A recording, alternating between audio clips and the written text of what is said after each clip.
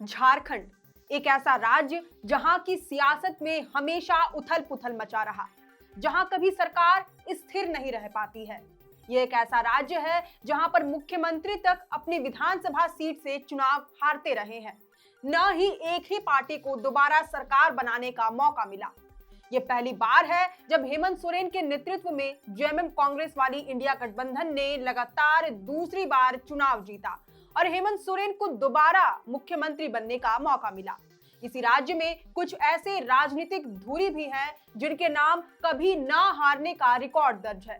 तो आज हम आपको ऐसे ही राजनेताओं से परिचित कराने वाले हैं जिन्होंने विधानसभा के चुनावी मैदान में कदम रखने के बाद आज तक कभी हार का मुंह नहीं देखा है।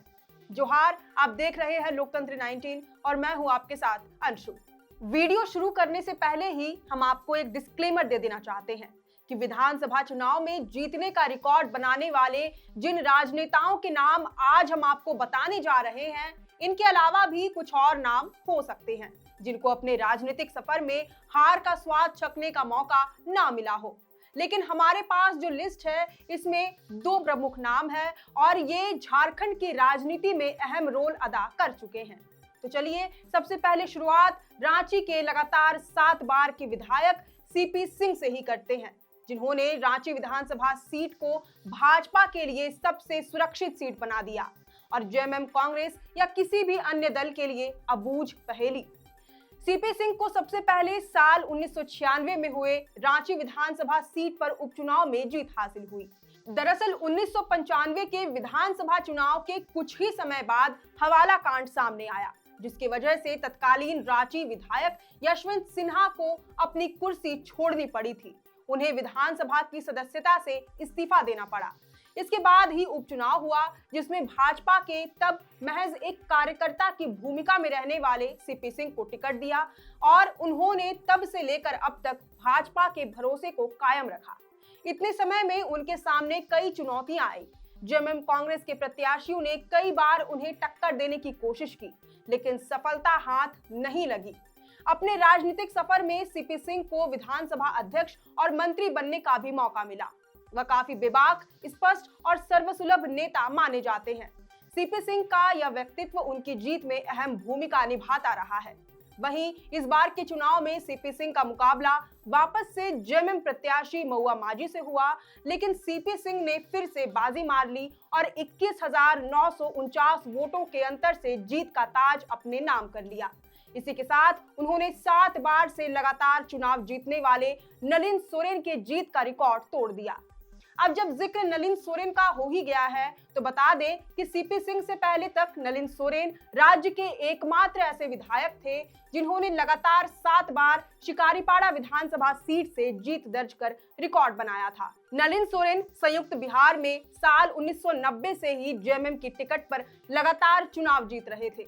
हालांकि साल 2024 के लोकसभा चुनाव के दौरान जेएमएम ने दुमका सीट से उन्हें प्रत्याशी बनाया और नलिन सोरेन पार्टी के भरोसे पर खरे उतरे। उन्होंने भाजपा की ओर से चुनाव लड़ रही सोरेन परिवार की बड़ी बहू सीता सोरेन को हराकर अपना लोहा मनवा लिया।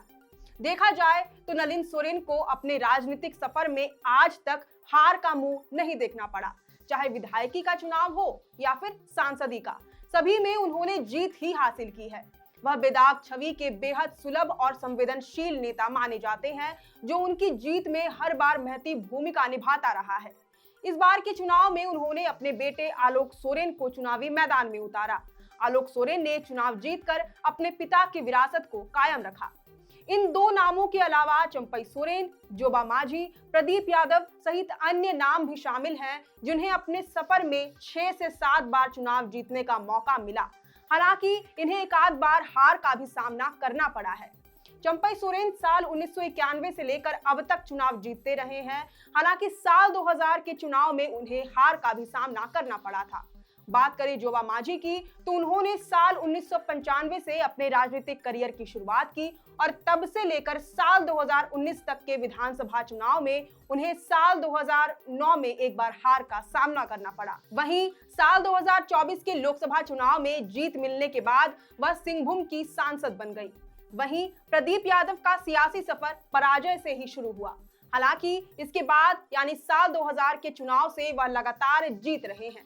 ऐसे ही और भी बड़े नाम हैं जिनकी राजनीति जीत से ही गुलजार रही है।